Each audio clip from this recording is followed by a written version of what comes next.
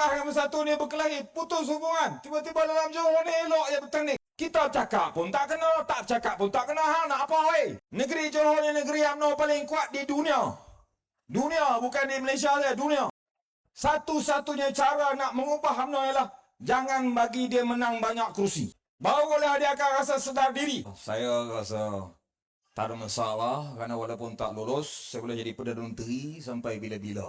Saudara nak tegur kerajaan, silakan saudara. Saya tak ada masalah saudara. Saudara nak kritik, kritik saudara. Saya terbuka saudara. Dalam usaha kerajaan masuk berbilion-bilion pelaburan. Kita terima teguran. Negara kita demokrasi. Bukan saya tiru dia, dia tiru saya.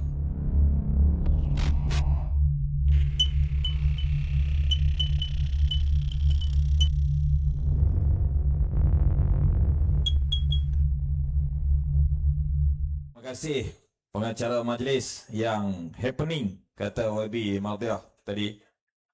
Jarang kita jumpa pengacara majlis yang power ni, nampak tanda-tanda kemenangan. InsyaAllah kita boleh angkat jadi pengacara majlis di peringkat pemuda pusat, insyaAllah. Nanti bagi quotation. Sahabat-sahabat pimpinan yang baru berucap seperti tadi, yang berhormat Timbalan Ketua Pemuda Fadil Ustaz Hanim Naib Ketua Pemuda, pimpinan yang ada atas pentas Abang Khairul Faizi, YB Maldiah Johari, pimpinan Amirah, di bawah pada pimpinan Amirah, Ustaz Naufal, Ustaz Ridwan, dan 3 orang bakal yang berhormat yang akan berkhidmat membawa suara rakyat dalam Dewan Undangan Negeri Johor selepas selesai tamat pilihan raya negeri Johor. Kalau tuan-tuan perhati, 3 orang calon dan calon-calon PAS yang bertanding menggunakan lambang PN yang lain. Kebolehan boleh bercakap, boleh menyampaikan suara rakyat, boleh berkhidmat. Semua ini telah pun terbukti. PAS mengetengahkan calon-calon yang telah pun terbukti boleh berkhidmat. Sebelum ini pun PAS tidak jadi kerajaan di Johor. Tapi PAS berkhidmat kepada rakyat dengan pelbagai aspek jasa, macam-macam PAS buat. Kita ada pasti. Nak hantar anak masuk pasti, tak tanya ahli parti mana. Cikgu-cikgu pasti tak pernah pun kempen dekat budak pasti yang usia 4 tahun, 5 tahun, 6 tahun tu nak undi parti mana. Mak ayah yang pergi hantar anak ke pasti, seriti, tak pernah disuruh untuk undi parti mana. Tak pernah tanya ahli parti mana dan tak pernah disuruh untuk undi parti mana. Khidmat PAS kepada rakyat dari sudut pendidikan puluhan tahun lamanya. Sekolah-sekolah agama rakyat yang dikendalikan oleh pimpinan PAS, Ustaz Naufal, menguruskan sebuah sekolah pun tak pernah tanya nak masuk sekolah mesti jadi ahli PAS ataupun tidak. Tak pernah. Anggota Jabatan Aman berbaju merun merah, di mana sahaja ada operasi, ada bencana, di situ mereka turun. Nak masuk cuci banjir rumah orang, tak tanya ahli parti mana. Sampai depan rumah, tengok rumah penuh selut, tengok rumah penuh air banjir, tanya, bang ahli PAS, tunjuk ke ahli. Kalau tunjuk ke ahli, baru kami masuk cuci. Tak pernah tanya. Di Kedah, bangunan pejabat UMNO masuk banjir, selut. Petugas amal pergi cuci bangunan UMNO. Di Merbuk, petugas amal tu Merbuk pergi cuci rumah ataupun premis yang UMNO gunakan. Rumah tercabut bumbung, orang ditimpa musibah, semua dibantu. Tak tanya parti mana, ahli parti mana.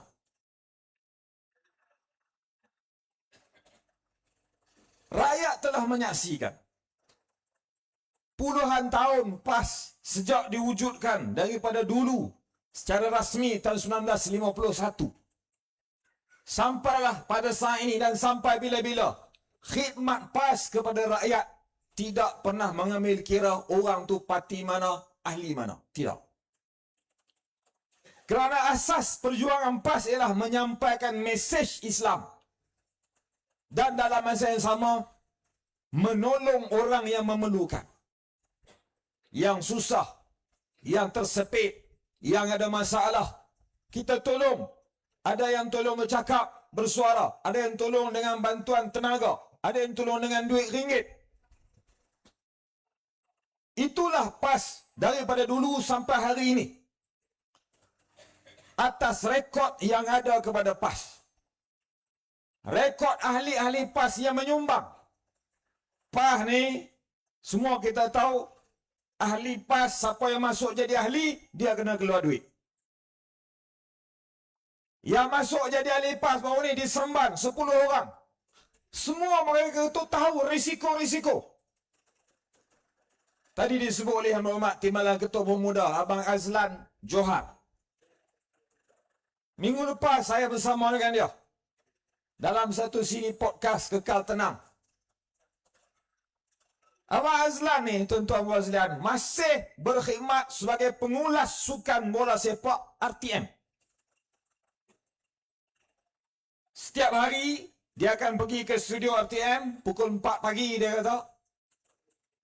Siaran langsung, ada 2 orang pengulas, satu ulas sukan itu, satu lagi mengulas teknik-teknik bagaimana serangan tu dibuat, ambil corner macam mana, tanduk macam mana.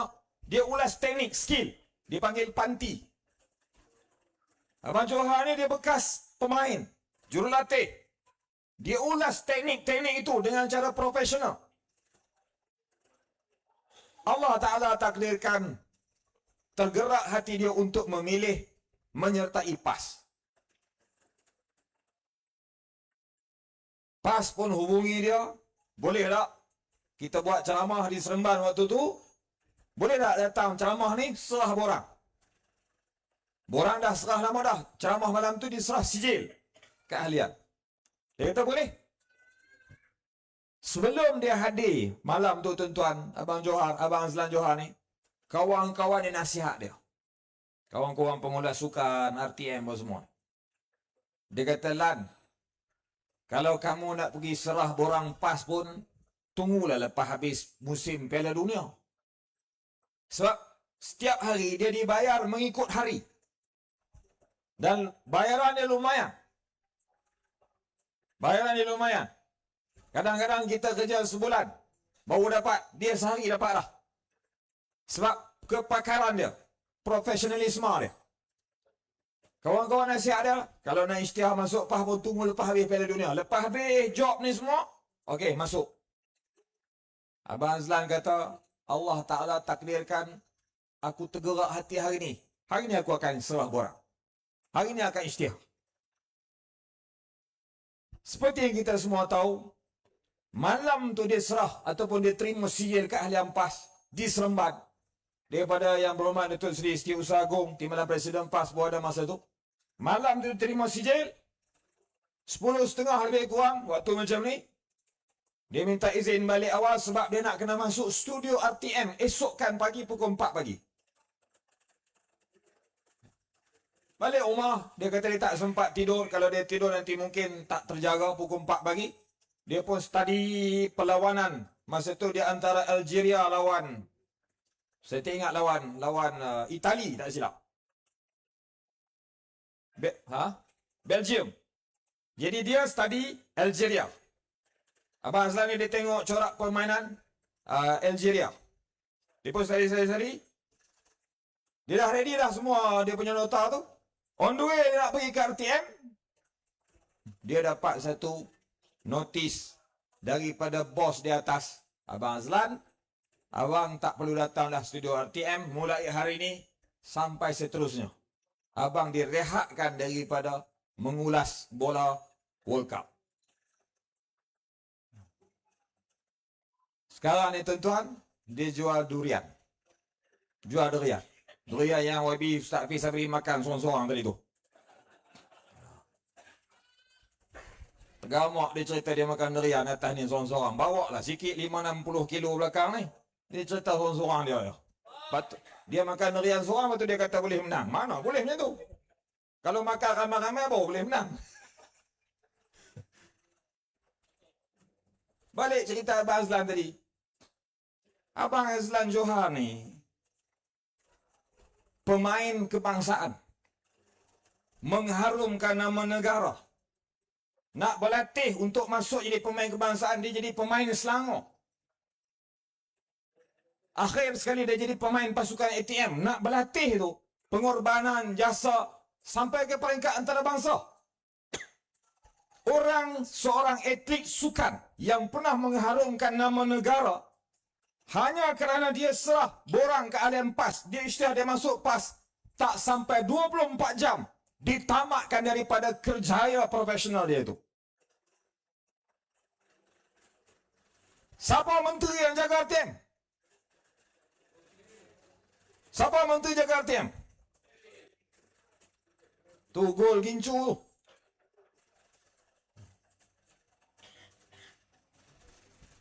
Kenapa orang yang mengisytihar masuk parti politik yang dibenar dalam undang-undang negara Malaysia, kenapa orang ini disekat periuk nasi dia? Bukan setakat ambil pasir letak periuk nasi itu dia terbalik, tak boleh makan langsung. Dia ada anak untuk disara, dia ada keluarga untuk dibesarkan. Di saat kerajaan Pakatan Harapan melaungkan berdegar-degar kebebasan bersuara, boleh bercakap, boleh tegur kerajaan. Saudara nak tegur kerajaan, silakan saudara. Saya tak ada masalah saudara. Saudara nak kritik, kritik saudara. Saya terbuka saudara. Dalam usaha kerajaan masuk berbilion-bilion pelaburan, kita terima teguran. Negara kita demokrasi. Bukan saya tiru dia, dia tiru saya. Kamu perjuangkan kebebasan bersuara. Bahkan kamu letak dalam manifesto Pakatan Harapan, boleh bersuara. Abang Azlan ni tak bersuara, tak bercakap pun. Dia hanya tunjuk dekat orang dia masuk PAS atas pentas. Itu saja. Dia tak pernah cakap kritik kerajaan, tak pernah komen hentam kerajaan. Dia tahu tugas dia sebagai seorang profesionalisme dalam bidang sukan. Dia pun dihentikan tugas. Inilah contoh demokrasi yang dibawa oleh Pakatan Harapan. Yang kalau pengundi Johor bagi menang mereka di Johor, tak mustahil apa mereka buat di Kuala Lumpur itu akan mereka ulang di negeri Johor. Tutup pintu untuk DAP, untuk PH. Jangan bagi mereka masuk negeri Johor ni. Jangan bawa perangai-perangai huduh di Putrajaya itu masuk ke negeri Johor. Orang Johor kena jaga Johor. Maruah bangsa Johor kena dipertahan oleh orang Johor. Orang yang sebegitu berjasa. Orang yang begitu profesional. Itu baru satu kes contoh yang diceritakan. Mungkin banyak lagi kes-kes lain yang kita tak tahu.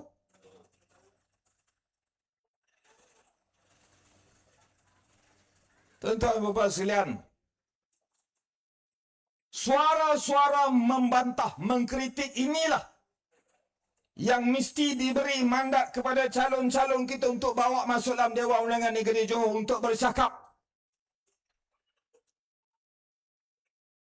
Disebut tadi oleh penceramah sebelum-sebelum, tujuan PAS melalui PN masuk pilihan raya negeri Johor untuk jadi pengimbang kerajaan yang sedia ada.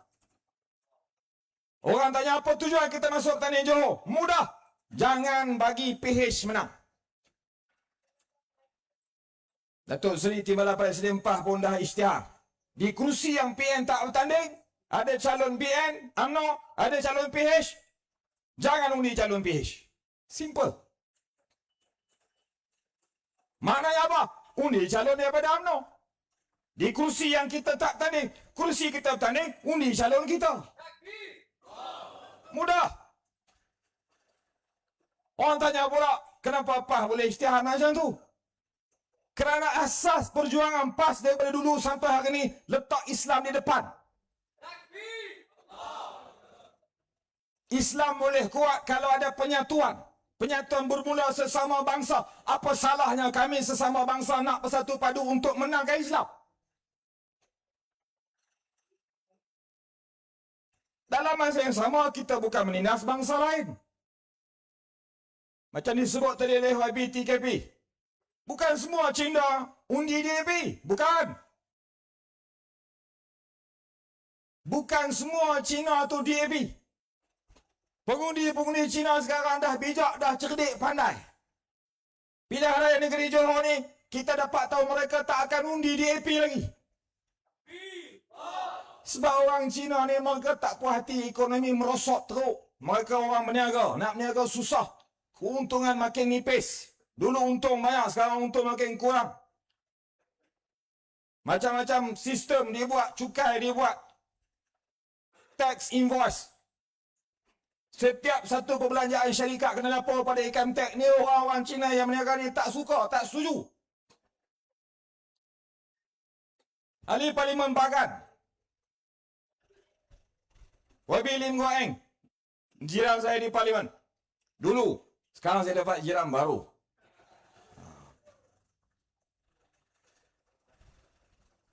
YB Lim Guo Eng dia pernah sebut dalam Parlimen, mendesak kerajaan Madani tolong tunai apa yang orang-orang pengundi-pengundi Cina nak sebab berniaga susah. Dia sebut dalam Parlimen. Pengundi Cina juga dah bagi protes dalam pilihan raya negeri Sabah. DAP tak menang di Sabah. Tuan-tuan sekalian, di Johor tak mustahil pengundi-pengundi Cina yang ada di Jementah akan bagi undi pada calon kita. Jadi calon kita pun kena pandai cakap Cina sikit. Ustaz Saifullah, muka ada lebih-lebih lah, Cina lebih kurang, cuma tak berapa cerah sikit lah. Lepas ni pakai bedak lah. Oh, saya tarik balik. Tarik balik pun dah cakap lah. Tugas kita ialah kena masuk menyantuni semua pengundi, termasuk pengundi yang bukan Melayu. Sebab mereka sedang mula beralih kepada kita sekarang. UMNO. Pengundi Johor kenal sangatlah UMNO. Satu Malaysia kenal UMNO. Walaupun UMNO cuba berubah. Ketua Pemuda UMNO cuba menyuarakan beberapa perubahan-perubahan. Kawan saya, sama-sama muda, sama-sama pakai motor. Cuma dia pandai cucuk orang, saya tak pandai. Dia doktor, saya tidak. Tapi suara yang nak mengubah UMNO ni tak banyak. Kerana UMNO masih ada raksasa-raksasa di atas. Yang menyebabkan UMNO tidak lagi mendapat menjadi pembela kepada pengundi Melayu. Sebab dalam perangai UMNO ni masih ada politik wang yang tebal. Tanyalah siapa pun, semua orang tahu benda ni.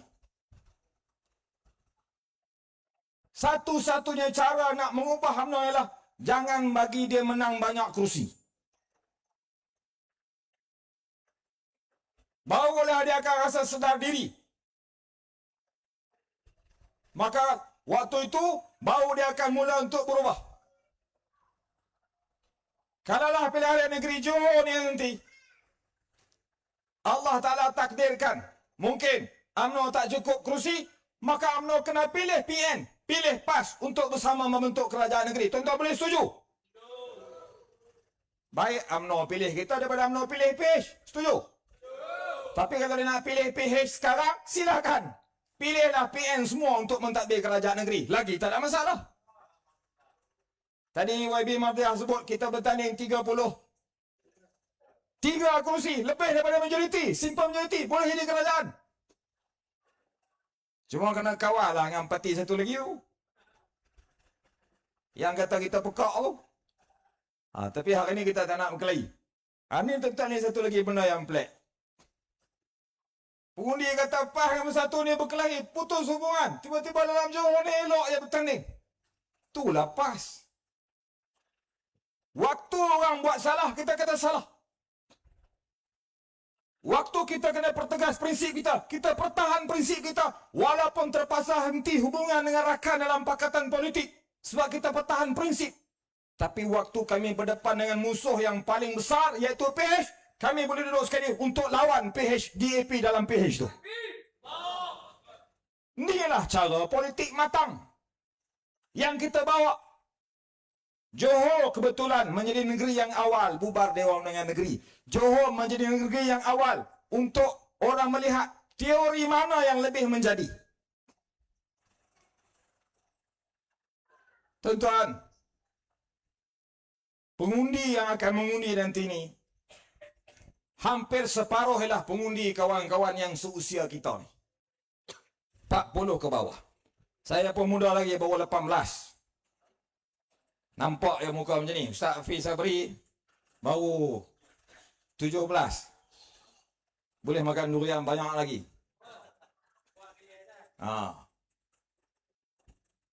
Majoriti lebih, hampir separuh daripada pengundi ialah pengundi 40 ke bawah.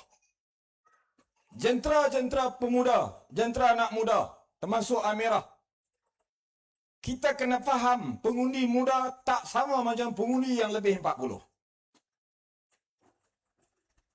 Pendekatan calon-calon kita pun, tuan-tuan tengok malam ni, nampak muda, dan lepas ni akan muda lagi.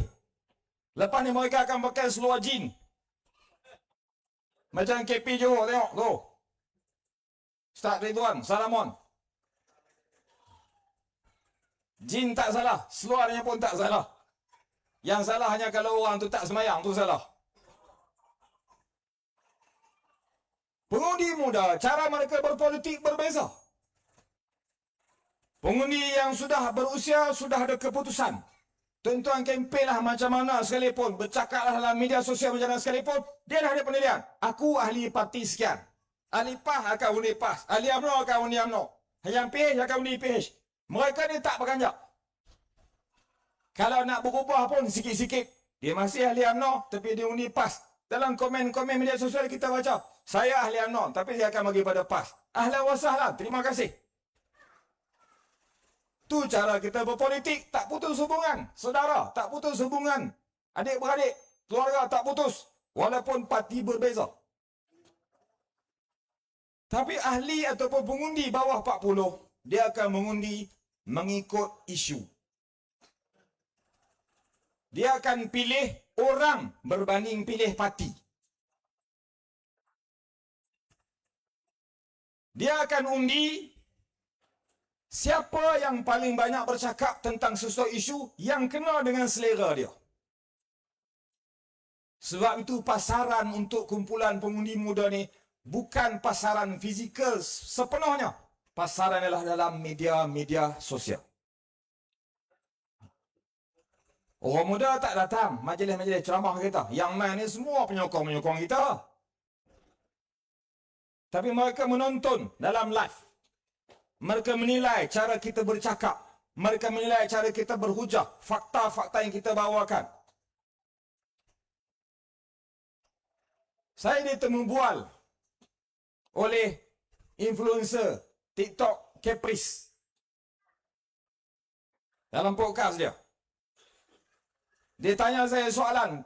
1 sampai 10 skala. 10 terbaik, 1 paling lemah. Berapa YB nak bagi untuk pentadbiran PMX dari sudut ekonomi? Saya jawab spontan, saya bagi 5. Dia kata 5 tu tinggi. Tak, saya nilai 5.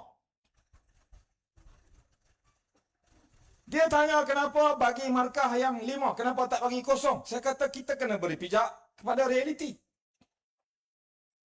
Ada benda yang baik dia buat, kita sokong. Dia sebut lagi, apa contoh benda baik yang YB sokong? Contohnya, bersama dalam isu Palestin. Sokong. Apa pula yang YB tak sokong? Yang tak sokong, dia menari dengan Trump. Yang tu tak sokong. Okey, dia kata. Apa lagi yang YB tak setuju? Kurangkan kuota diesel dengan petrol. Petrol 200 liter. Elok-elok 300 liter, pergi kurang 200 liter. Lepas tu terlepas cakap nak kurang lagi 50 liter jadi 150. Tiba-tiba naik ke balik 200 liter. Apalagi tak setuju? Diesel. Sebelum ada budi diesel ni. Kenapa diesel Semenanjung mahal, diesel Sabah Sarawak murah? Menteri Kewangan jawab di Parlimen kerana nak jaga penyeludupan, takut tiris seludup di sempadan. Apakah Sabah Sarawak tak ada sempadan? Tak lain tak bukan kerana nak jaga undi di Sabah Sarawak saja. Bila kita bersuara, baru nak buat budi diesel. Terima kasih. Tu desakan pembangkang. Bila kita kata tu desakan pembangkang, dia kata tengok pembangkang klaim. Kita cakap pun tak kena, tak cakap pun tak kena. Nak apa weh?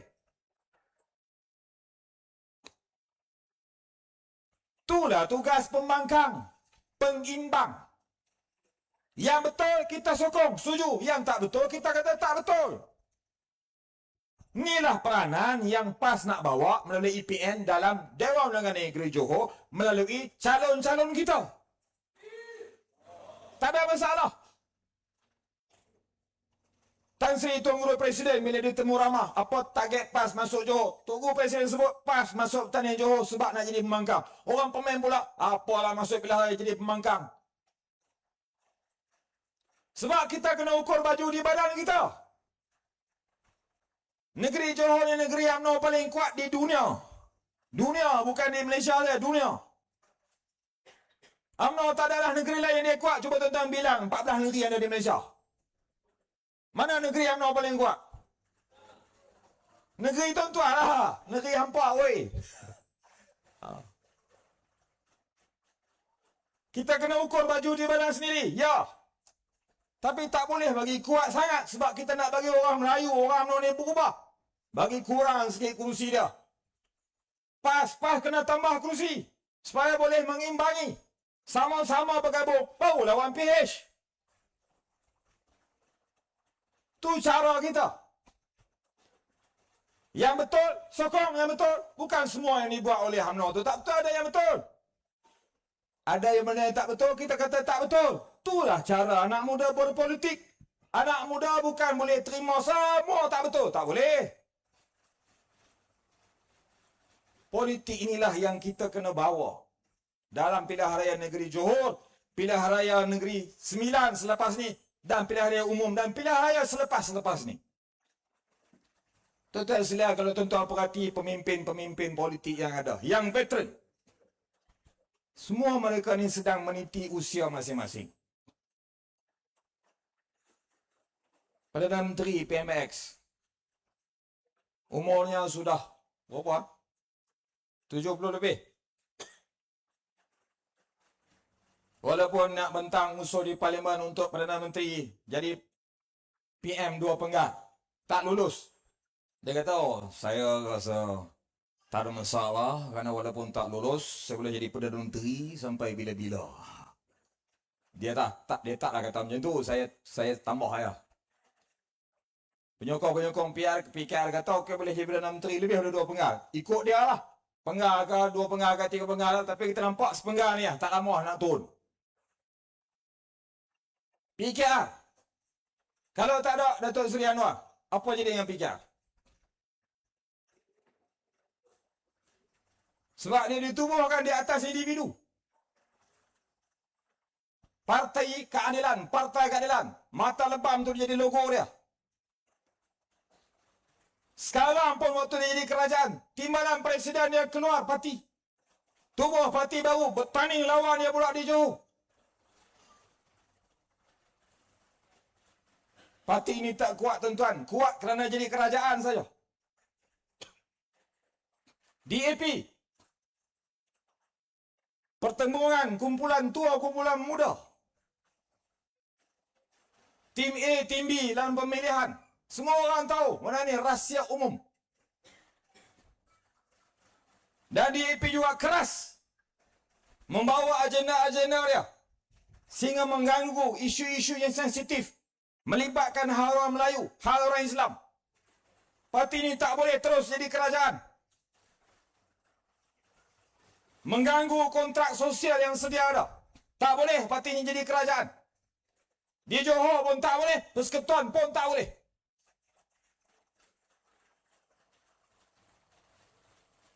PAN. Tak payah bincang lah kot PAN ni.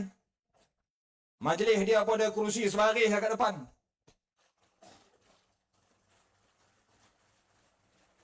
Siapalah jadi event management PAN hari tu ni. Buatlah dewan kecil-kecil. Dah tahu orang tak ada. Habis-habis tak ada pun, hang panggil budak-budak sekolah lah bagi nasi lemak daripada mereka main penuh. Nak urus majlis pun tak boleh, tambah nak takbir negeri, takbir negara. Cih! Tak tepi. PN. Parti paling kuat dalam PN. PAS. Bukan mendabik dah ada. Ni fakta. Diakui oleh orang daripada luar. Pemerhati-pemerhati.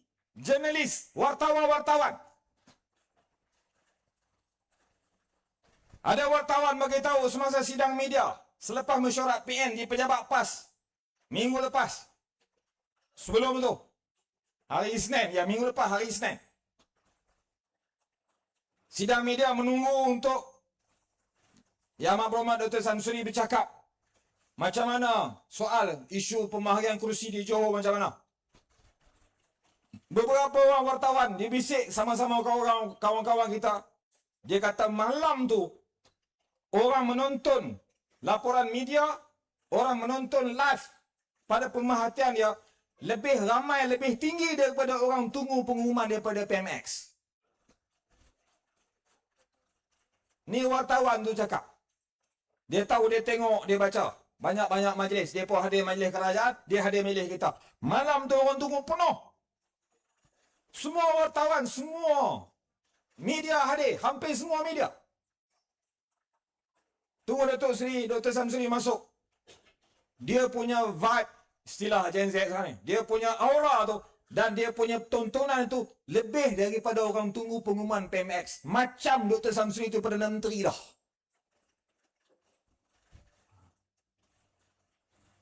Tiga 4 hari wartawan tunggu dia pejabat agung PAS tu. Tunggu saja. Siapa masuk ambil video. Siapa keluar ambil video. Ambil video orang masuk keluar pun cukup lah. Mahalnya harga PAS sehari dua ni. Tuan-tuan silan. Ni fakta. Jumlah ahli parlimen paling ramai. PAS. Jumlah adun paling ramai. Di negeri-negeri yang majoriti Melayu. PAS. Semua ni kita bawa kita punya proposal. Kita punya rekod prestasi. Sama ada ketika jadi pembangkang. Ataupun kita jadi kerajaan di 4 negeri. Dan kita sedang jadi pembangkang di persekutuan. Rekod ni dibawa. Dipikul oleh calon-calon kita. Untuk dipersembahkan kepada pengundi-pengundi di Johor. Tidak ada sebab kenapa pengundi Johor tak boleh pilih PAS dalam pilihan raya akan datang. Kita bercakap dengan fakta. Kita bercakap dengan bukti. Maka sebab itu tuan-tuan dan puan silan. Bermula daripada malam ini dan seterusnya. 14 hari tempoh kita kempen ini. Jentera-jentera anak muda. Muslimin ataupun muslimat. Mesti masuk ke semua segmen pemuda kita. Mulai malam ini sampai seterusnya. Jangan kira jam berapa waktu boleh tidur. Tinggal sekejap yang di rumah tu. Yang di rumah ni boleh faham insyaAllah. Yang di rumah ni Amirah memahamkan mereka. Amirah pun turun ke tengah lapangan. Amirah-amirah ni turun yang daripada Kuala Lumpur, daripada Kelantan, memang dia daripada Pengkalan Kundok, Kuala Kedah. Tinggal isteri. Kita lah tinggal isteri. Mereka tinggal suami. Tinggal anak. 2 minggu ni tempoh kritikal. Untuk kita fahamkan rakyat Johor, khususnya pengundi muda, kenapa kena pilih kita. Jawapan-jawapan telah pun saya dan sahabat-sahabat penceramah lain utarakan tadi. Kita telah tunjuk, kita telah pun jawab. Mudah-mudahan mengundi nanti dalam pilihan raya negeri Johor akan wujud kerajaan yang seimbang. Tuan-tuan kena ingat tagline ni, seimbang. Seimbang antara kerajaan yang ada sekarang, UMNO yang mentadbir dan PAS serta Perikatan Nasional. Seimbang. Itu rahsia umum. Orang kata, oh pakat sulit. Sulit apa? Daripada dulu lagi kita dah bincang tentang penyatuan rumah ni. Tak ada benda sulit-sulit lah. Inilah agenda kita. Kita boleh letak tepi perbalahan dalaman PN, letak sekejap. Tumpu untuk agenda penyatuan, tumpu untuk agenda lawan PH, lawan DAP, untuk pilihan negeri Johor. Ni cara politik matang yang kita sedang pamerkan. Tuan-tuan sekalian, orang menunggu kita untuk mengundi PN, mengundi PAS. Cuma tunggu sentuhan terakhir saja daripada kita para jentera dan calon-calon. InsyaAllah tuan-tuan, calon-calon kita akan bekerja siang malam. Tuan-tuan tengok selepas ni, tuan-tuan takkan kenal dah Ustaz Saifullah. Lain sangat dah rupa lepas ni. Sebab dia akan bekerja keras siang dan malam. Ustaz Saifullah akan bertukar menjadi Ustaz Ridwan Salamon insyaAllah selepas ni. Selamat bekerja. Siru ala barakatillah. Assalamualaikum warahmatullahi wabarakatuh. Takbir. Takbir. Perikatan. Terima kasih.